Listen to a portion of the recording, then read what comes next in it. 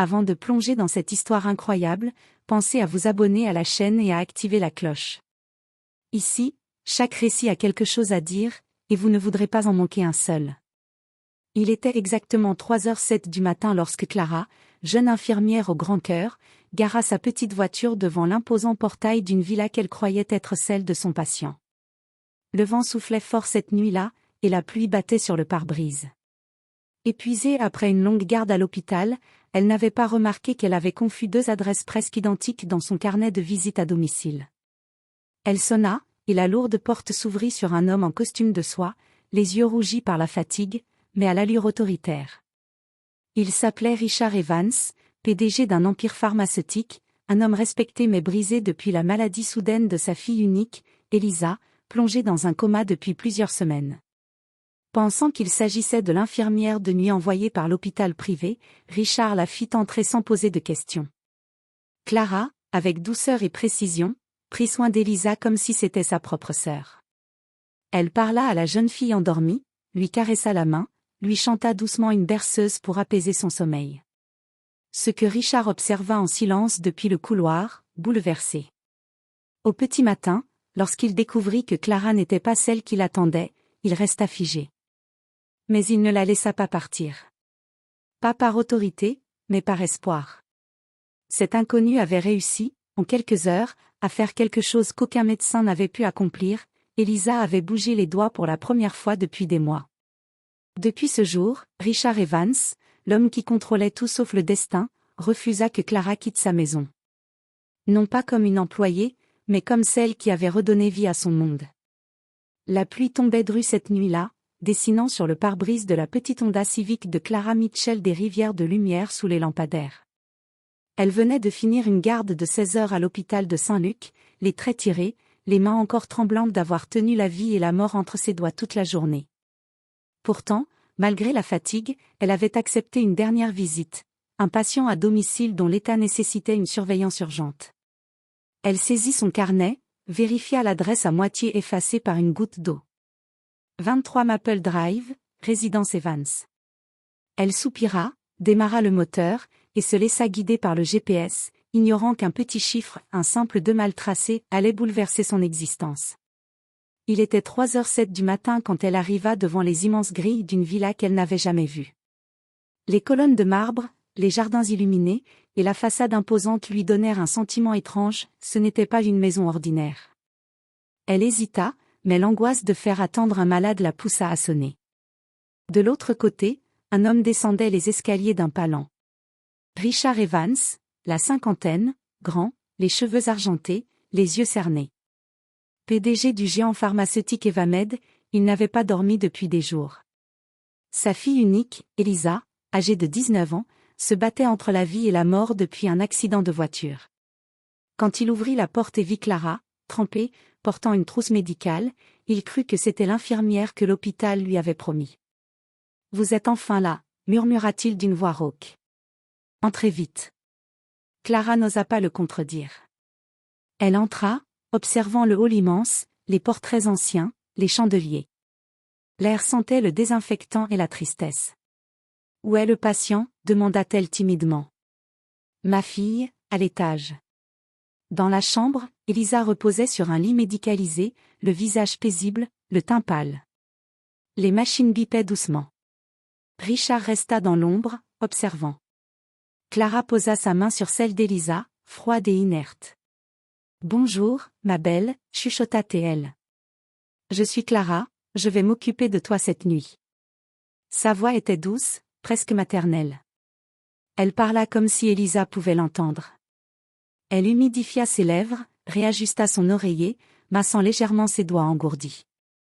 À un moment, elle lui murmura une chanson que sa grand-mère chantait autrefois à ses patients. Une mélodie simple, mais pleine d'âme. Richard sentit un frisson lui parcourir l'échine. Il n'avait jamais vu quelqu'un traiter sa fille avec autant d'humanité. Les heures passèrent. Vers 5 heures du matin, alors qu'elle vérifiait le pouls, Clara crut sentir un léger mouvement dans la main d'Elisa. Un réflexe? Une illusion? Son cœur s'emballa. Elle appela doucement. « Elisa, si tu m'entends, serre mes doigts. » Et sous ses yeux, Le miracle se produisit, la main bougea. Richard, bouleversé, entra dans la pièce.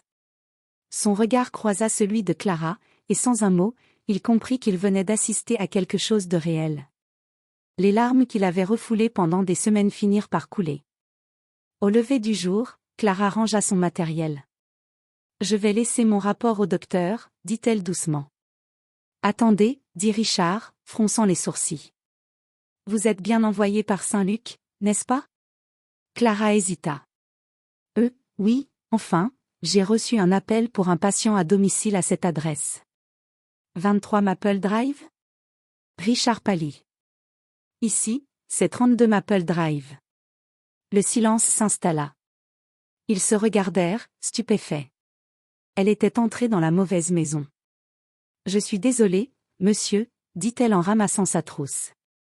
Je vais partir tout de suite. » Mais Richard, encore tremblant, l'arrêta. « Non. Vous ne partez pas. » Sa voix n'était pas autoritaire, mais pleine d'émotion. « Ma fille n'a pas bougé depuis 3 semaines. Cette nuit, elle l'a fait, avec vous ici. » Clara, interdite, ne sut quoi dire. C'était sûrement un réflexe. « Non, répondit-il. C'était de l'espoir. Et je ne veux pas qu'il disparaisse. » Il posa sa main sur son épaule, avec une sincérité presque paternelle. « Restez. Juste quelques jours. » Clara le regarda, hésitante. Elle savait qu'elle aurait dû partir. Mais au fond d'elle, une voix murmurait que cette erreur n'en était peut-être pas une. Peut-être que le destin, cette nuit, avait simplement pris la bonne adresse. Le soleil filtrait timidement à travers les immenses rideaux de la chambre. Clara n'avait pas fermé l'œil depuis qu'Elisa avait bougé les doigts. Elle n'arrivait pas à expliquer ce qu'elle avait ressenti, un mélange d'émerveillement, de peur et d'humilité. En bas, dans la cuisine vaste comme un restaurant, un majordome l'observait discrètement pendant qu'elle préparait du café.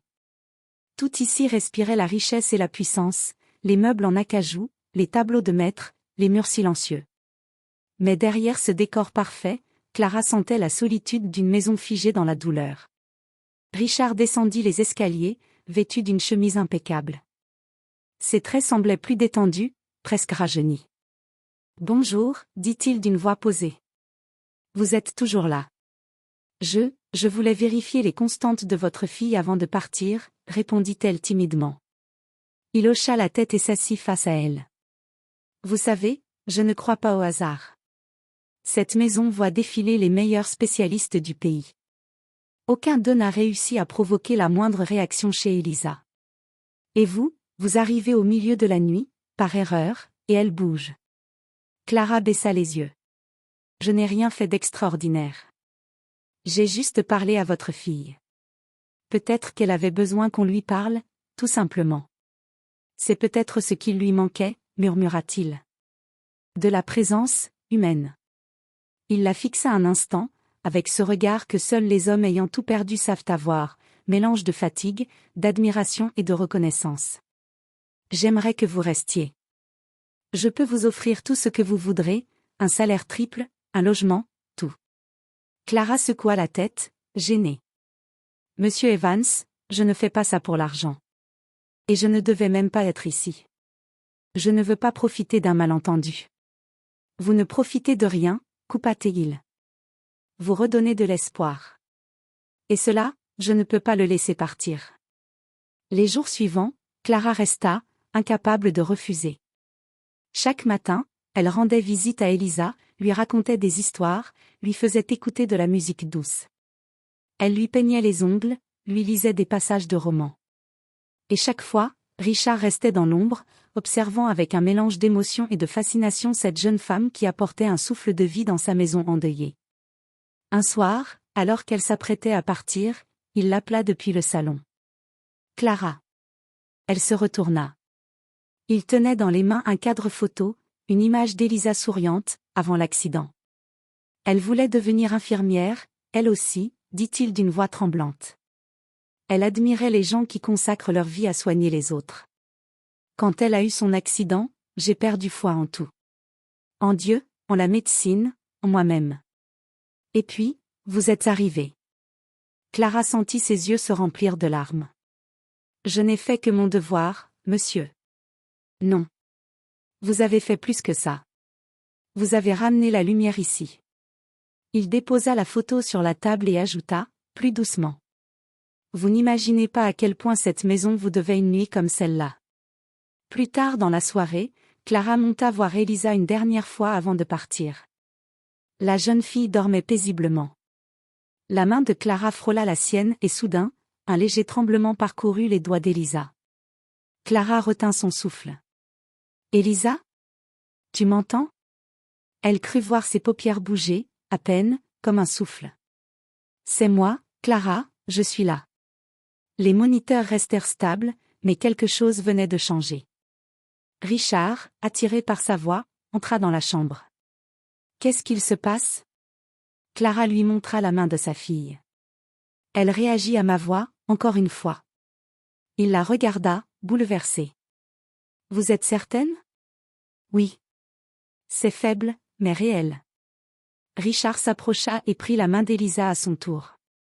Ma chérie, tu entends papa? Rien. Le silence. Puis Clara parla doucement. Essayez de lui chanter quelque chose qu'elle aimait, avant l'accident. Les souvenirs émotionnels sont parfois les derniers à disparaître. Il hésita, puis d'une voix tremblante, il fredonna une vieille berceuse qu'il lui chantait quand elle était enfant. Et cette fois, sous les yeux ébahis de Clara, une larme coula sur la joue d'Elisa. Clara sentit ses jambes fléchir. Richard se figea, le souffle court. Elle t'a entendu, murmura-t-il. Elle m'a entendu.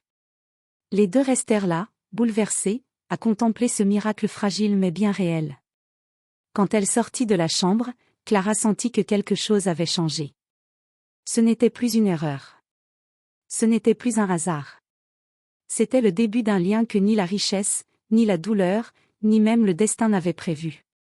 Et dans le silence de la nuit, Richard Evans comprit une chose. Il n'était plus seulement le PDG d'un empire. Il était le père d'une fille qui revenait à la vie, grâce à une inconnue arrivée à 3 heures du matin. Le matin s'était levé sur une lumière dorée qui traversait les grandes baies vitrées de la villa Evans. Pour la première fois depuis des semaines, l'air ne semblait plus aussi lourd. Dans la chambre d'Elisa, les appareils bipaient doucement, rythmant un espoir fragile mais vivant. Clara, penchée sur le lit, vérifiait les constantes, tout en parlant à la jeune fille comme à une amie proche. « Tu sais, Elisa, ton père commence à sourire de nouveau, » dit-elle d'une voix douce. « Et je crois que c'est à toi qu'on le doit. » Richard entra sans bruit, une tasse de café à la main. Il observa la scène sans oser interrompre. Depuis l'arrivée de Clara, il n'était plus ce PDG froid et implacable qui imposait le respect dans les salles de réunion. Il était redevenu un père, un homme qui espérait, priait, tremblait. « Elle a bougé de nouveau cette nuit ?» demanda-t-il. « Oui. » Ses paupières ont tressailli 2 fois. « C'est infime, mais c'est réel », répondit Clara avec un sourire discret. Richard s'assit près du lit. « Je me souviens, avant l'accident, elle se plaignait que je ne passais jamais de temps avec elle. Elle voulait qu'on parte en voyage, juste nous deux. J'avais promis de le faire après la fusion de l'entreprise, mais j'ai attendu trop longtemps. » Sa voix se brisa. Clara posa une main sur son bras. « Ce n'est pas trop tard, » murmura-t-elle. « Peut-être qu'elle vous entend. Parlez-lui, encore.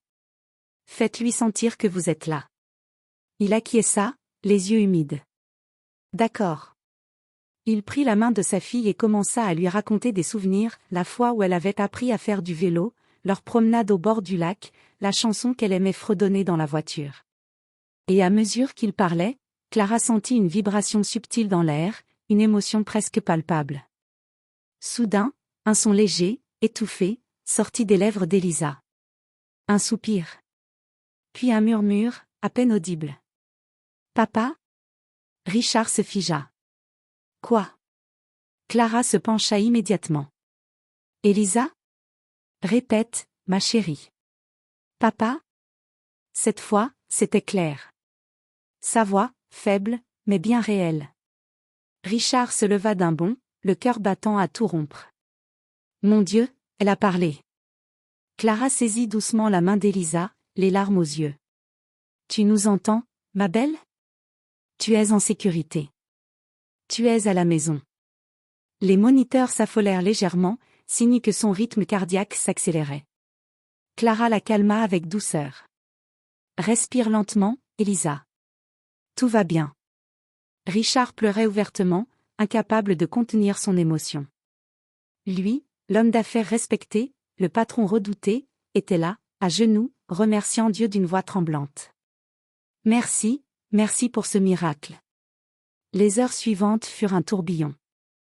Les médecins rappelés par Richard arrivèrent en urgence.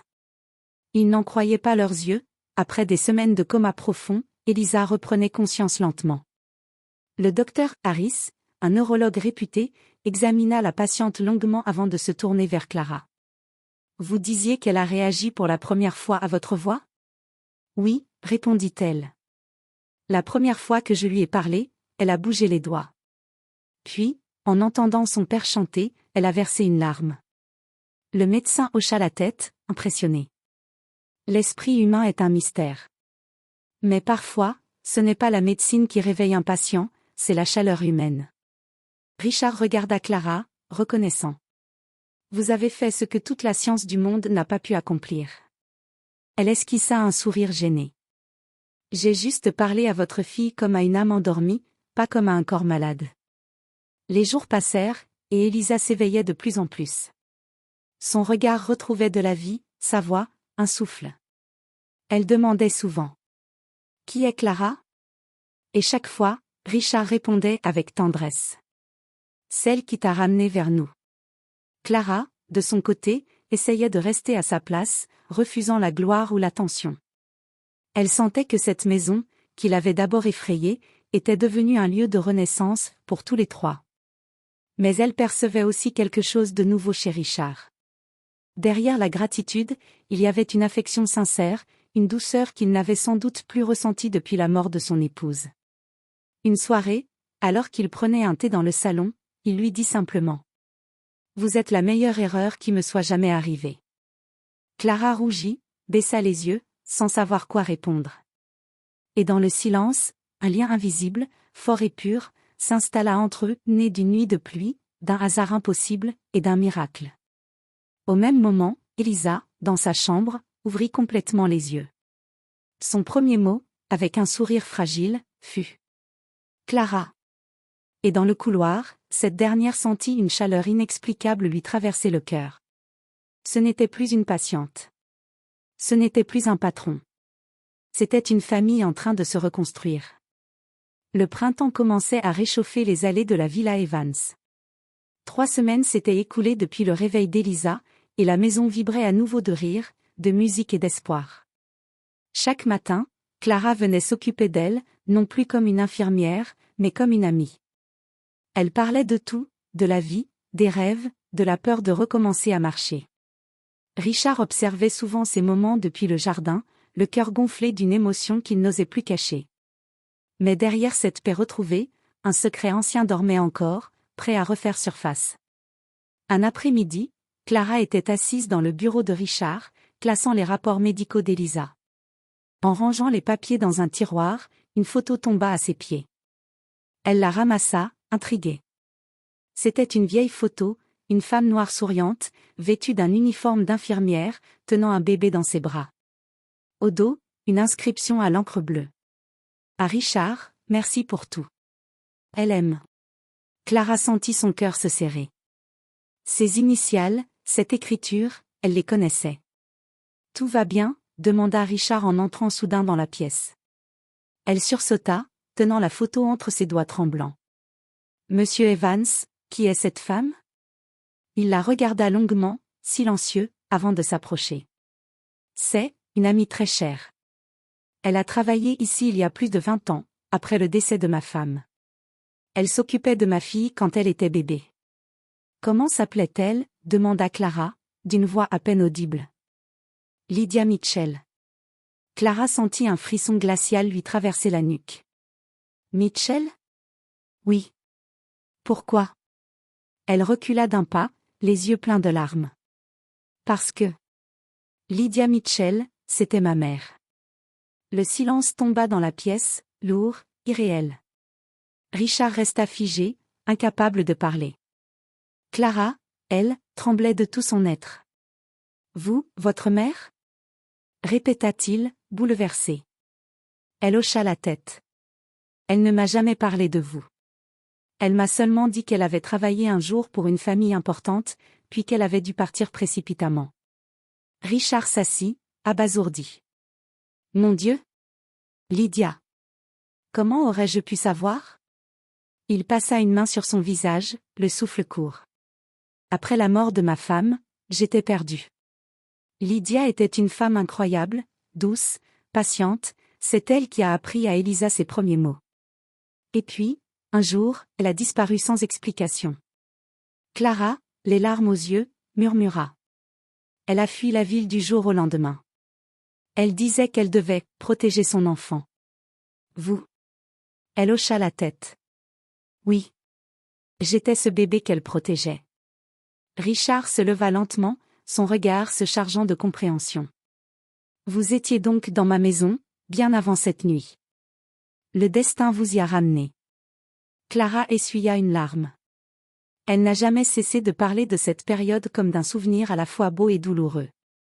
Elle est morte il y a 3 ans, d'un cancer. Avant de partir, elle m'a dit, ne fuis jamais la lumière, même quand elle t'effraie. Elle secoua la tête, la voix brisée. Et maintenant, je comprends. Richard s'approcha d'elle. Clara, ce n'était pas une erreur que vous arriviez ici cette nuit-là. C'était une promesse tenue. Le soir venu, Clara s'assit près du lit d'Elisa, encore bouleversée. La jeune fille, plus éveillée chaque jour, remarqua aussitôt son trouble. « Qu'est-ce qui ne va pas ?» demanda-t-elle.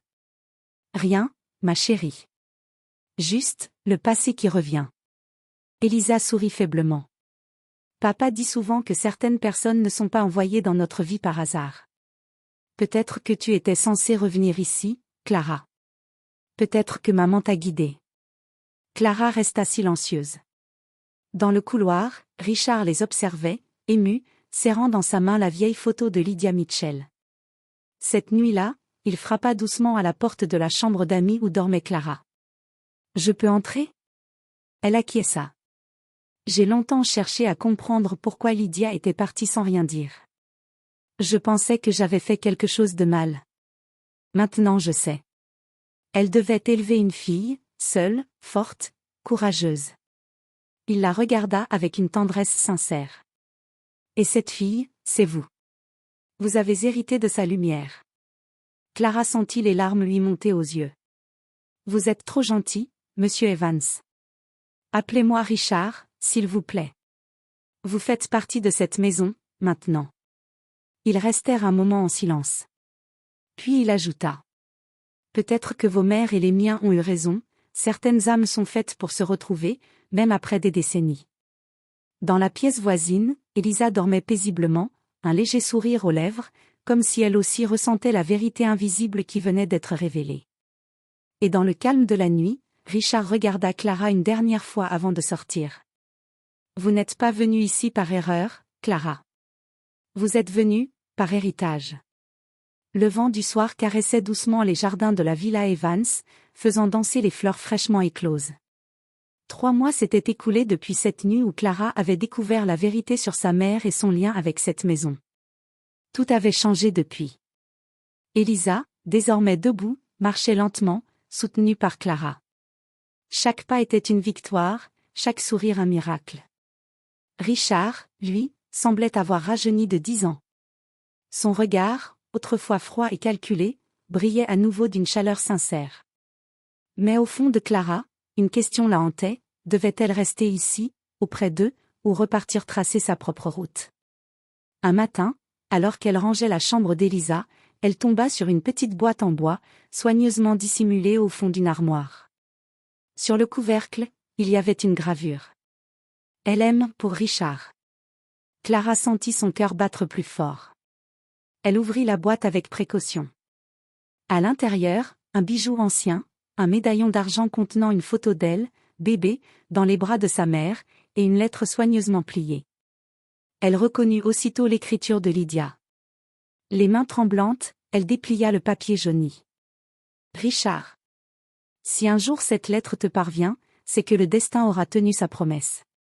J'ai dû partir sans te dire au revoir, non pas par peur, mais par nécessité. J'étais enceinte, et je savais que le monde ne comprendrait pas. Toi, l'homme puissant, et moi, simple infirmière noire, dans une société encore marquée par le jugement. J'ai choisi de protéger notre enfant, même si cela signifiait te perdre. Si tu lis ces mots, et qu'elle est là, dis-lui que je ne l'ai jamais abandonnée. Dis-lui que chaque jour, je priais pour qu'elle rencontre la lumière que j'ai vue un jour dans tes yeux. Clara lâcha la lettre, les larmes coulant sur ses joues. Non, ce n'est pas possible. Elle relut plusieurs fois la dernière phrase. Sa mère parlait d'un enfant né de Richard Evans.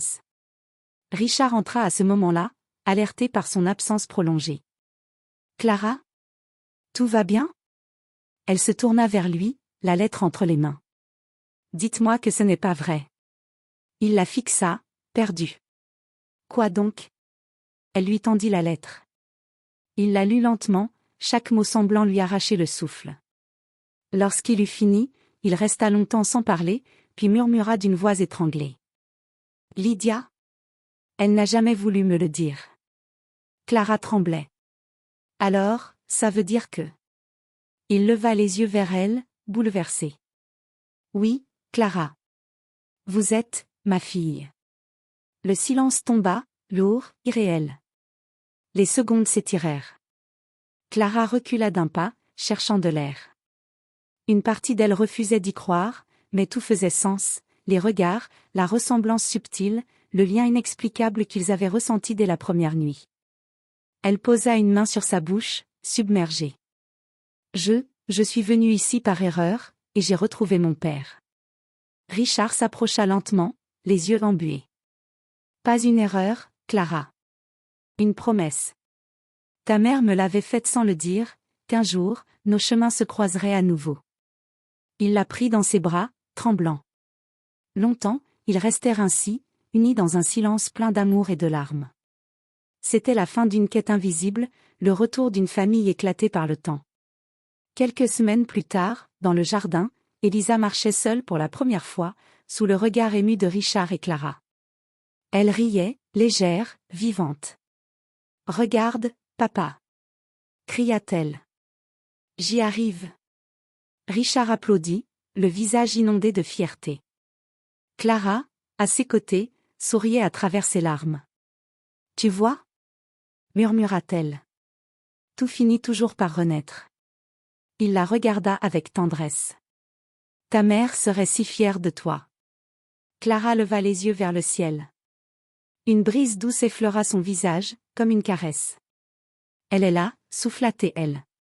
Elle nous regarde. » Et elle sourit. Ce soir-là, réunis autour de la table, ils partagèrent un dîner simple mais chargé d'émotions. Aucun mot n'était nécessaire. Richard posa le médaillon ouvert au centre, comme un symbole. « Cette maison t'appartient autant qu'à moi, » dit-il. « Elle est ton héritage, Clara. Pas pour ce qu'elle vaut, mais pour ce qu'elle représente, la preuve que l'amour finit toujours par nous ramener à la maison. » Clara prit sa main. « Merci, papa. » Les larmes qu'ils avaient retenues depuis des années coulèrent enfin, non pas de douleur, mais de paix. Et dans le silence qui suivit, les souvenirs, les regrets et les promesses du passé s'effacèrent doucement, remplacés par une vérité simple. Une infirmière arrivée par erreur à 3 heures du matin venait de retrouver sa famille. Des mois plus tard, Clara fonda une petite clinique gratuite au nom de sa mère, Lydia Hope Center, dédiée aux femmes et enfants sans ressources.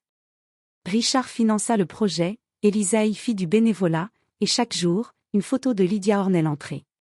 Sous la plaque d'inauguration, on pouvait lire. Il n'existe pas d'erreur dans le plan du destin, seulement des rendez-vous que l'amour n'oublie jamais.